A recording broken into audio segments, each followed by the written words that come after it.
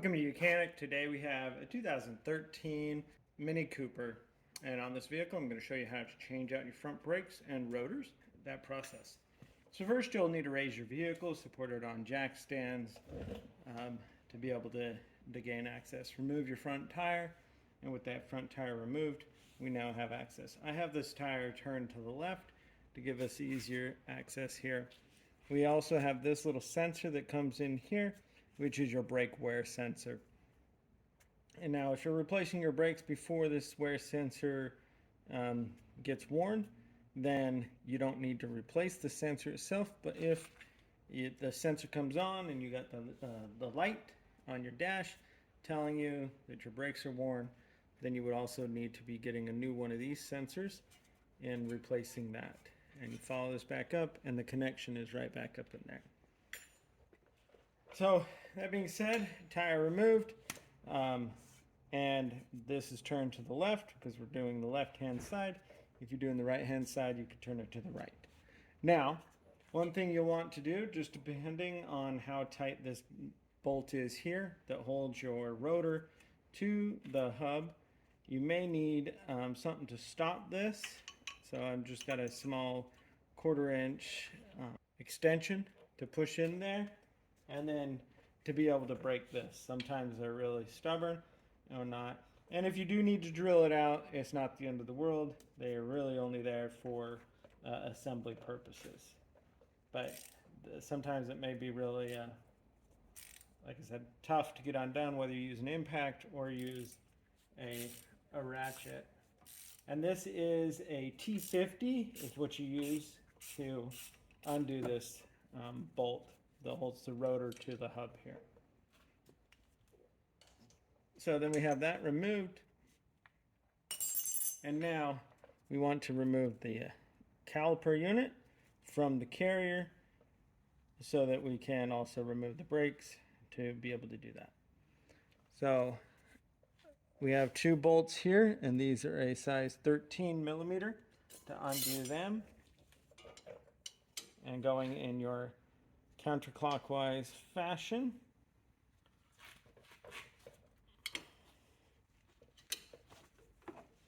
And you'll see that it's spinning there, so you'll need another wrench to be able to hold that. So I have either a wrench or needle nose pliers, but I have a thin wall wrench here, 15 mil inside there. And now being able to loosen and remove these bolts.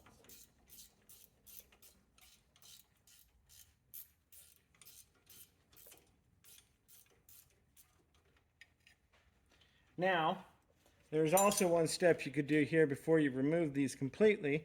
You can use a screwdriver to get in between here, between the caliper and the rotor unit itself, and be able to pull on it to compress the caliper piston. So that's one method you can do. Or we remove this whole caliper and up here, and then we use one of the pusher style caliper pushers.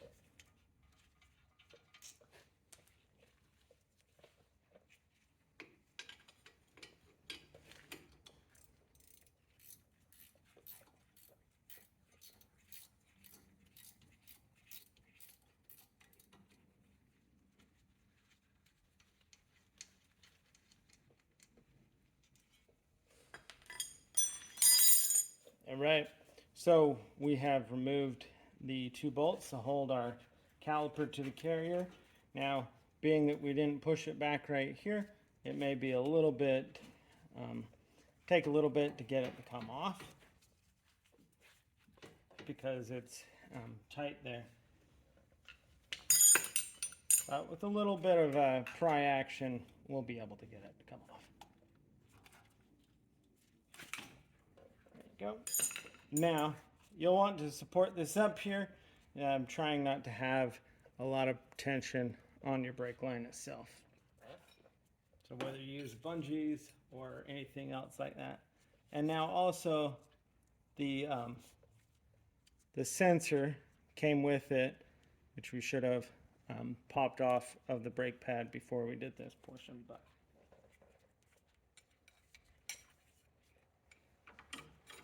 okay, so we have our caliper hanging up here. Higher. Just trying to keep as much pressure off of that and keep that up in the air. Now we can remove our brake pads here.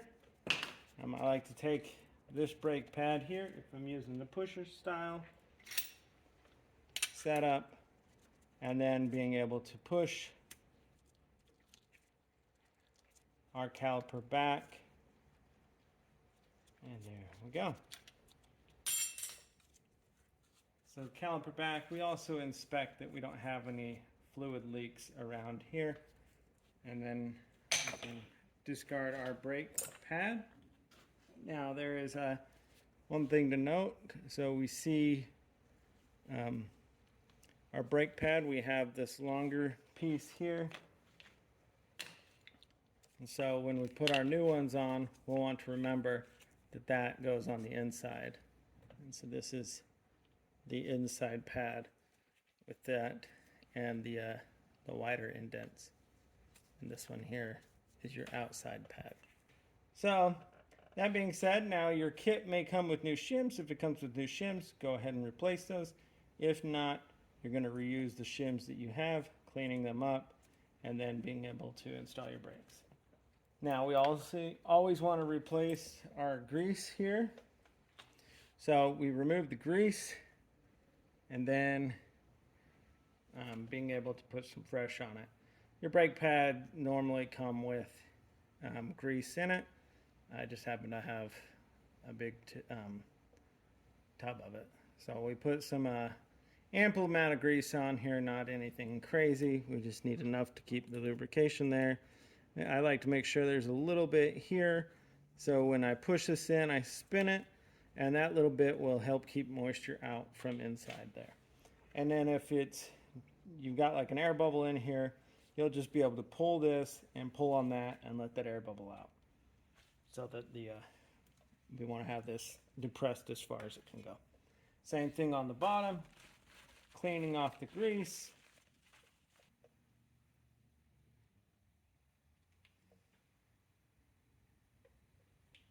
And reapplying.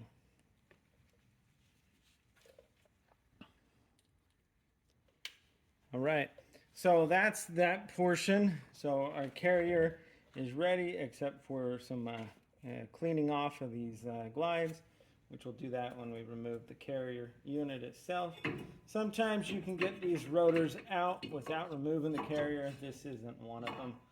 And so we need to remove these two bolts right here, which are a size 16 millimeter for the carrier that attaches to the hub.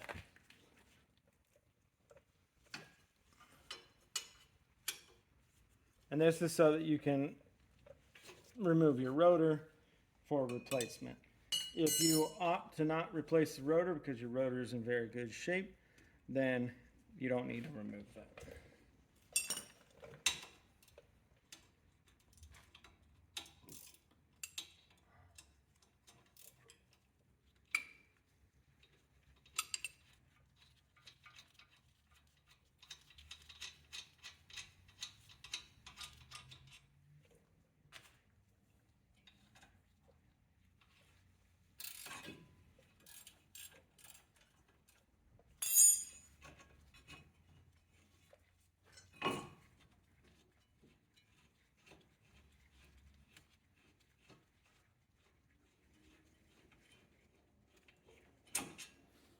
All right, we removed the two bolts there, and now our carrier bracket will be able to be removed, and our rotor will come off.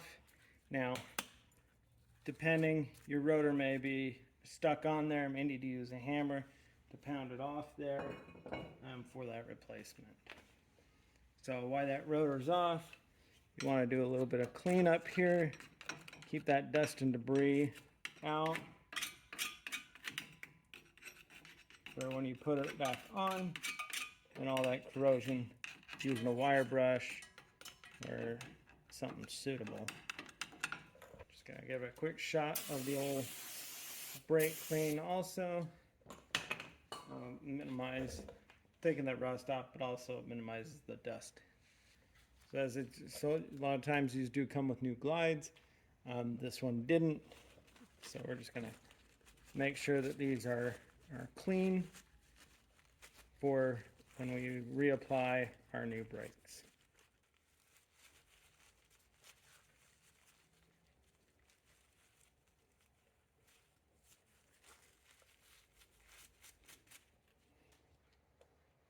Okay, so those are cleaned off satisfactory.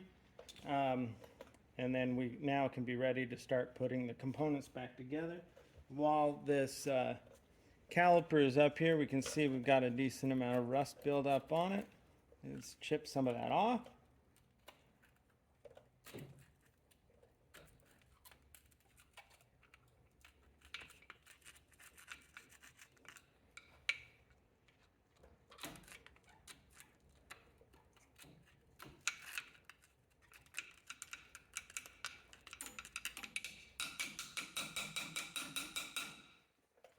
Right.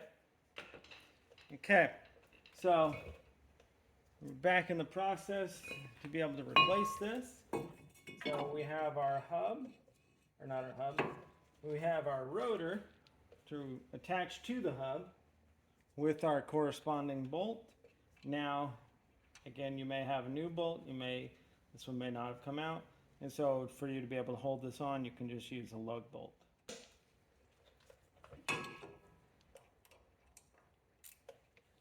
And again, this is a T50.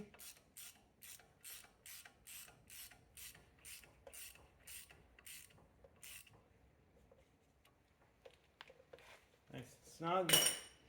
And then now we can bring our carrier bracket on here and install the corresponding 16mm bolt to hold our carrier bracket to the hub here.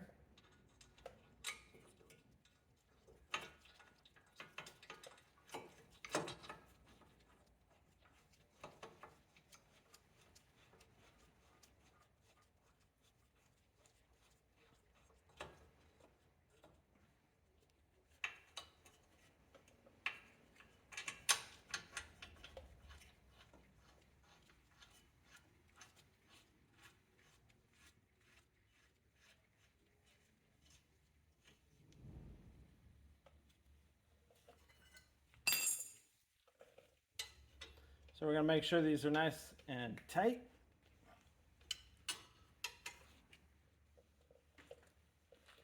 Go. You can get out your torque wrench if you need to, but they're on there nice and tight. Now let's apply our brake pads, our new brake pads on here. Now it's your choice whether you want to put brake grease here. Some people do, I don't. It just depends on the area where you put it on there. The reason I don't put it on there is it just attracts grease. The grease will attract dirt and then basically make these not work the way that they're supposed to. Doesn't come from the factory with grease, so I don't apply grease.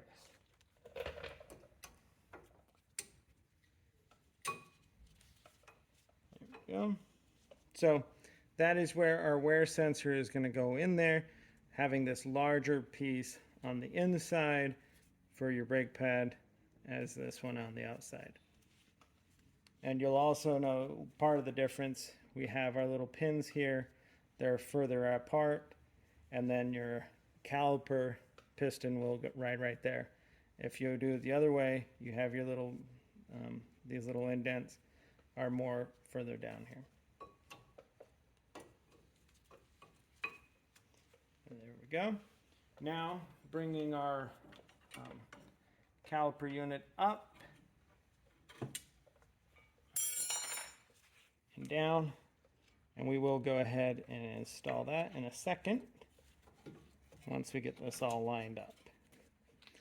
And also, if you do put these on backwards, you won't be able to, you might be able to get the top bolt in, but you won't be able to push it in and get the bottom bolt in. So it's kind of, it has a design so that you can't mistakenly put your brake pads on the wrong side. But just so you know.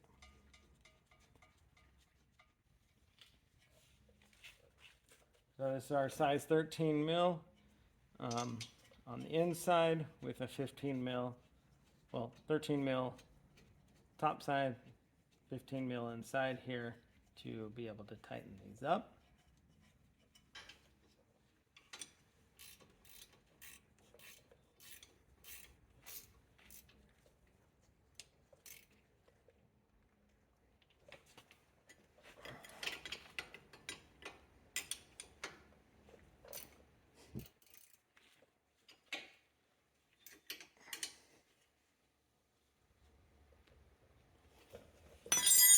Right, so we got that, and then we have our wear sensor that we're going to slide in here.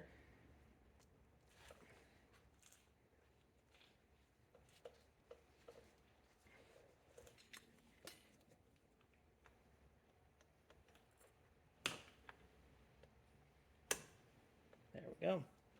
It's got a little clip. Once it goes in, it expands out. So our wear sensor is slid in there and locked into place.